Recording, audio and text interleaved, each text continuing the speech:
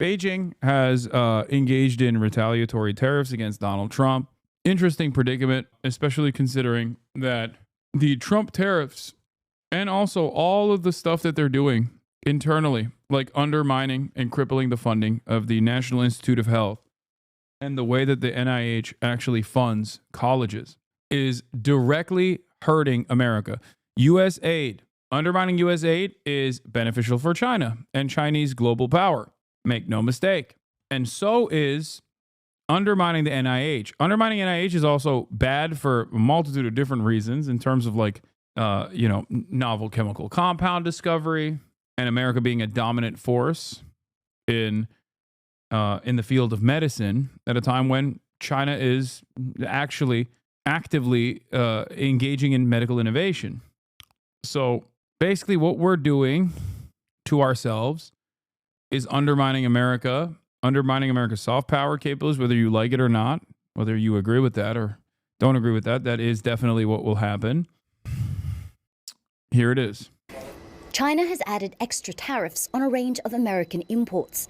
Coal and liquefied natural gas will be levied with an additional 15% tax. Crude oil, farming equipment, and some vehicles, 10%. The move is Beijing's response to the Trump administration's added 10% tariff imposed on all Chinese imports to the U.S. at the start of February. Trade and tariff wars have no winners. What is needed? Yeah, I mean, it's interesting because every YouTuber for the past decade has been talking about how China is going to collapse tomorrow. China is going to collapse any day now. Now, writing videos like that might get you the easiest 1 to 2 million views of your life because there's a lot of people that want to hear that. Unfortunately for those people, that's not the reality. It doesn't correspond to what's actually happening. Hey, Charlana Zard, thank you for the raid. Hope you had a good stream. For all the raiders, you came in just in time for me to talk about the American collapse and the Chinese century of prosperity. China is on pace to become the most powerful country on others in like 50 years. We may be cooked. First of all, I don't think it's 50 years. And secondly, I don't know how we get cooked in that process. But Donald Trump is accelerating that, is what I mean. Donald Trump is accelerating Chinese prosperity. And this is one of these initiatives. Needed are not more tariffs, but dialogue.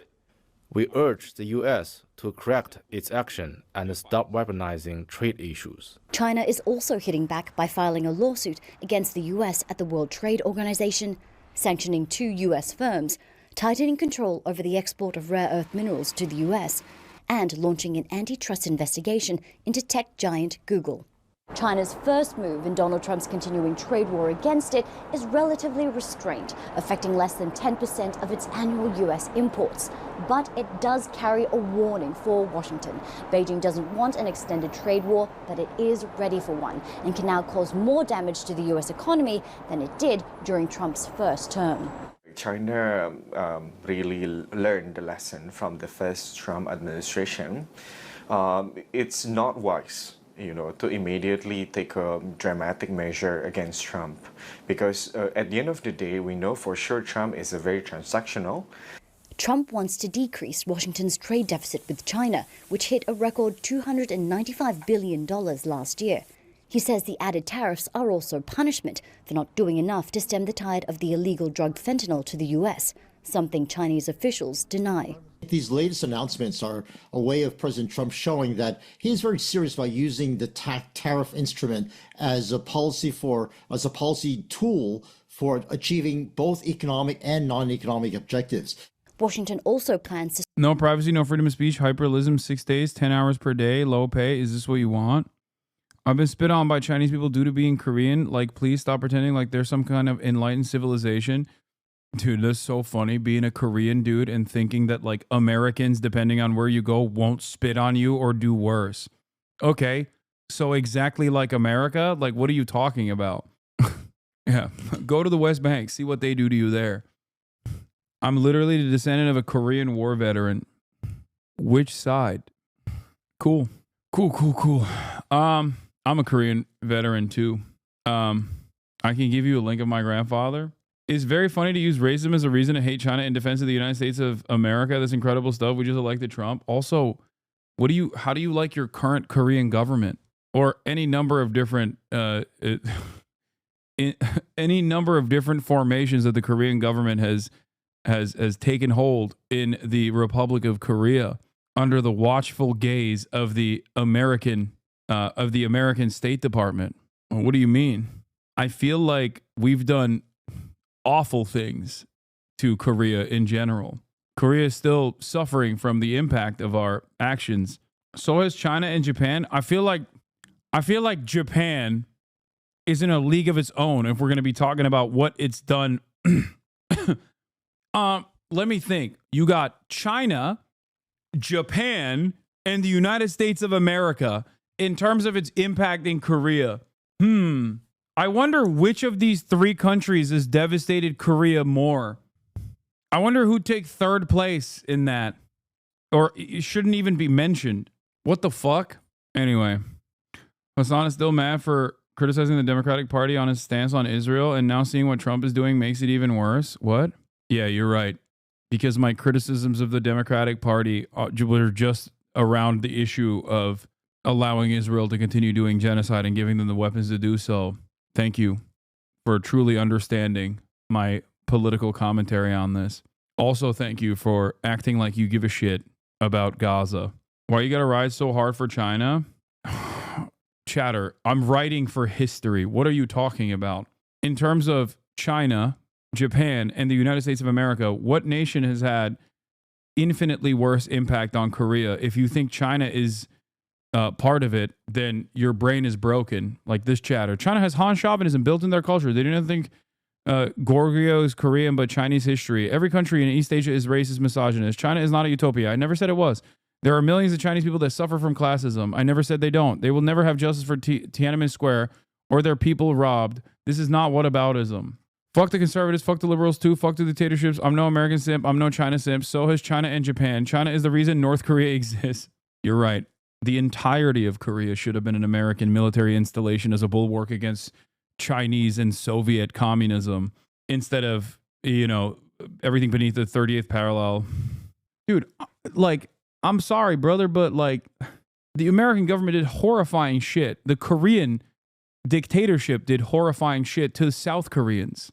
This is before we think about what would amount to genocide in North Korea.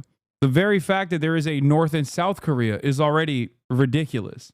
If it wasn't America doing it, we would be writing about it in history books as a genocide. But because it was America doing it, it's not considered as such. I'll never forget the Turkish soldiers for slowing down the Chinese advance to Chosin by 3 days and saving the 8th U.S. Army from collapse. You should have surrendered your Asian brethren on day one. Listen, my people's involvement in this was wrong. A stain. Okay? Trust me. Because we were liberators, Lamau. You can't be saying that. Oh, you're joking. Okay, never mind. What? You really are not properly informed, Hassan. I did not fault you. If you want to know what is really going on in North Korea, please check my PFP. This queen is... Fucking idiot. This queen is a giant amongst historians telling the truth about North Korean horrors. It's true. How the fuck did we get here? I was talking about America basically destroying itself and creating opportunity for China. Donald Trump destroying America's leadership position around the globe. Anti-Turkmenism is a real thing, dude. Don't sweep it under the rug. It's been boiling over for a while. Have you noticed the rise of anti-Turkmenism in the U.S. recently? What?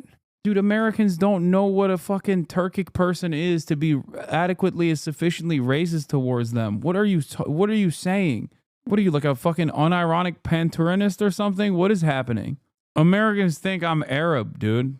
And I ride a camel to work when I'm back in Turkey. They don't know. Americans are too stupid to understand the distinct ethnicities to be sufficiently and adequately racist against them. They think, bro, Americans think Indians are Muslim. And some are, but they're not making that distinction. Okay? To scrap duty exemptions for cheap Chinese goods, the so-called de minimis rule, which would raise prices for e-commerce stores, Temu and Shine. An extra 25% US tariff on steel and aluminium would affect less than 1% of China's global exports of the commodities. For now, Xi Jinping is watching closely for Trump's next move and is ready to inflict more pain on the US and its companies in response. Katrina Yu, Al Jazeera, Beijing. Make sure to subscribe. Adding a 50% tariff won't impact us much. Chinese toy trader Zheng Hao says new tariffs from US President Donald Trump don't bother him. First of all, our product is a high profit product. For example, if I sell it here for 5 yuan, the wholesalers may give consumers a price of 15 or 20 yuan, because this is the standard pricing in the US. Even if a tariff adds 2.5 yuan to a 5 yuan toy, the impact on the end consumer isn't too significant. Zheng's Jinqi Toys is in a massive market complex in the eastern city of Yiwu. Yiwu is the world's largest hub for selling small products wholesale. Everything from costume jewellery to Christmas decorations are sold here. Zheng says the US accounts for about 80% of his exports. Still, he's not fazed by Trump's tariffs and other moves against China. The United States unpredictability, well, we're okay with it. It's whatever. We have no choice. Trump promised 60% tariffs on Chinese goods during his campaign, but he revised that down to 10% after taking office. He also plans to cancel duty-free treatment of low-cost packages from China under the so-called de minimis rule. That loophole lets parcels worth less than $800 enter the US tax-free. Whatever they say, we just follow. If they cancel small parcel shipments, then our customers will switch to shipping by containers, right? Cheng Haodong is chairman of BACKLASH Group, which sells a range of items from clothes to toiletries. He told Reuters that they had already made preparations to soften the blow. Before Trump took office, we predicted he would be elected. So what should we do after Trump comes to power? We gathered information from various reports as well as on platforms like Facebook, YouTube, and Instagram. Based on that, we made strategic adjustments for the company in advance. It's not about reacting immediately when a policy is announced. By then, it would be too late to adapt. Trump's moves have reignited fears of a full-blown trade war escalating between the world's two largest economies. China is preparing its own counter-tariffs of up to 15% on some US goods. Abby Jin buys products in Yiwu on behalf of her international customers in markets including the United States. She told It seems like the Chinese were not too fond of Kamala's campaign. It seems like they were tapped into the Hasanabi broadcast and saw many of the campaign's failures. He's like, yeah, they were doing Brat's Summer. Big mistake. As soon as we saw Brat's Summer, we knew Trump was most likely going to be president. They hate Alan Lichtman in China. Alan, they're calling you bitch made at Yiwu International Trade Market District, dog. Alan Lichtman. They're calling you a dummy over there, dog. They 3D printed your keys. They've been turning your keys left and right out there at the Yiwu International Trade Market District. They got 14 of them. They printed them out. They're selling the keys, Alan. I don't know, man. I wouldn't let them talk to me like that, but that's just me, bro. They can talk however they want, man. What are you going to do? told Reuters that vendors in the city were not short of orders. We can respond by slightly reducing our profit margins or adjusting costs. In the end, the additional costs will be passed on to the end consumers in their country, meaning they will ultimately bear the consequences of their own economic policies. For the US, whether they can find a suitable country to replace us as a trade partner is a question they need to consider themselves. Another day, another set of tariffs. This time around, it's steel and aluminum as they call it, in America. And let me just give you the big picture here, starting with aluminium. This is showing you just how much each country around the world produces. It goes all the way back to 1900. That's the US, okay? So it used to be one of the world's biggest producers. Other countries have since caught up and actually overtaken it. So Canada, that's in front, partly down to the fact that it takes a lot of power to make aluminium. You're kind of refining it with electricity. It's kind of electrolysis, and there's a lot of hydro. It is pretty wild that you're looking at like a bunch of random Chinese commerce people that just are tasked with import, export, mostly export and they have a better understanding of like the tariff war than American business owners that are like, nah, you don't understand, brother. When the tariffs come in, prices are going to go down, actually, somehow, magically. And then you have to have like a real import-export guy come in and be like, you don't understand, okay? This is simply an entry fee.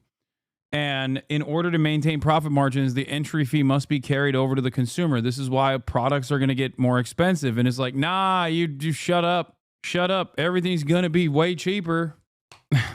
My president has said things are going to get better for me. So I don't believe you. You're woke, gay, and libtarded. These guys are like, yeah, we are going, our profit margins are already fairly high. So we can eat away at the profit margin a little bit without really making the actual people that purchase it carry too much of a cost. In Canada, so that's pretty clean aluminium. But the big picture here, you need to zoom out. The big picture is something else. Have a look at this. The big picture is China. Okay, so Chinese production has gone through the roof, and China has been pumping out loads of aluminium around the world. And that's like part of the picture here. And when you look at just to what extent the US is dependent on other countries around the world, the higher this line is, the more dependent America is on imports. That is now well above, or because it's been above 50%, it's kind of nearly 50% at the moment. It's around that point, which down from kind of really low levels previously. So American independence in producing aluminium is no longer the case. However, worth just saying, I showed you that China chart a moment ago. You might have thought, is that all China? Well, no. This is showing you where aluminium comes to the US. Oh, good thing we're tariffing Canada too, or saying we're gonna do that. Show this to Trump. He loves grabs. No, he's going to see the Chinese aluminium production and lose his mind. See, now I'm saying aluminium. And China is actually only a small part of it. By far and away, the biggest part, the biggest importer into the US, it's Canada. To the extent that actually when people talk about the North American market, they usually include Canada in it. But obviously, if Canada's going to... Oh, it's for all countries? No exceptions? Oh, my bad. Steel and aluminum tariffs. Be hit by that. That's going to be a really big deal indeed. What kind of things is aluminium used for? Well, it goes into a lot of things. It goes into transportation. So you're talking about planes. So it's light. It's a light, strong metal. Into planes, into trains, into automobiles, particularly electric vehicles, but other things as well. Containers, cans, obviously, for soft drinks.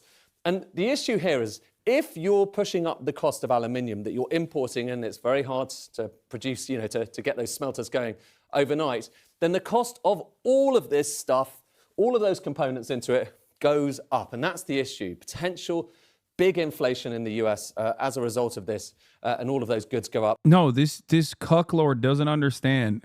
Our great king is going to save it. No, prices are going to go down, you fool. Why? Because my president said so. My president said so.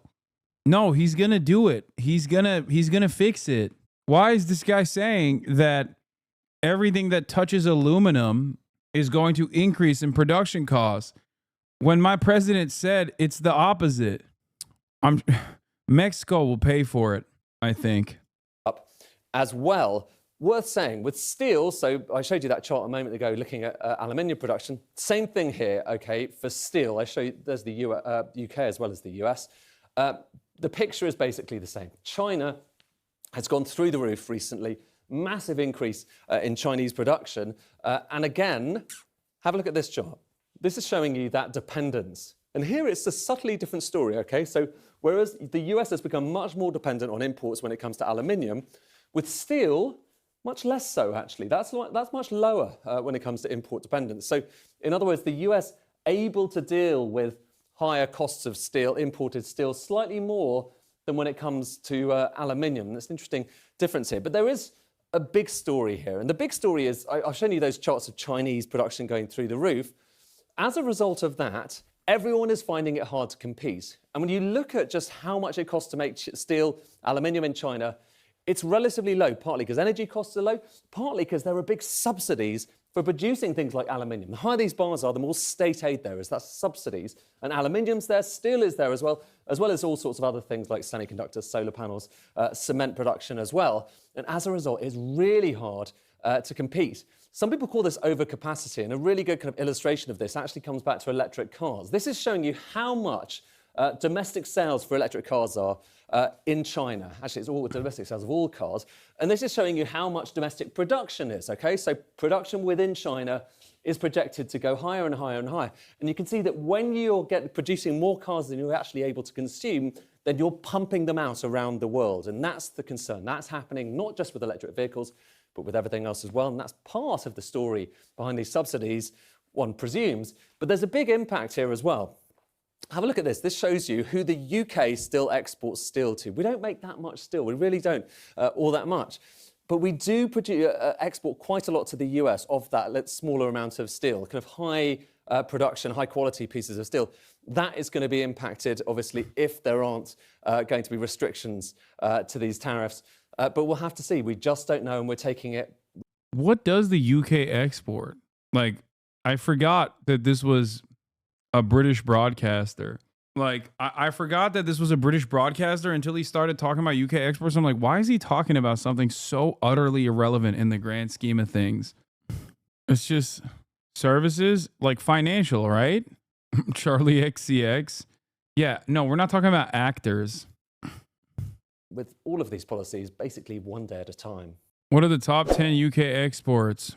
Precious metals, aircraft parts, motor vehicles, pharmaceuticals, refined petroleum, natural gas and crude petroleum, jewelry, clothing, plastics and plastic products. US President Donald Trump's decision to impose a 25% tariff on all imported steel and aluminium, set to take effect on March 12 without exceptions, has triggered swift responses from major trading partners. The tariffs affect nations that are key suppliers to the US, which depends heavily on imports for these metals. Canada. As one of the largest suppliers of both steel and aluminium, Canada has sharply criticized the move, with officials warning of a firm and measured response. Australia. Although Trump has ruled out exceptions in general, Australia might be exempt due to its trade surplus with the US, even though its steel exports form only a small part of US imports. UK and Europe.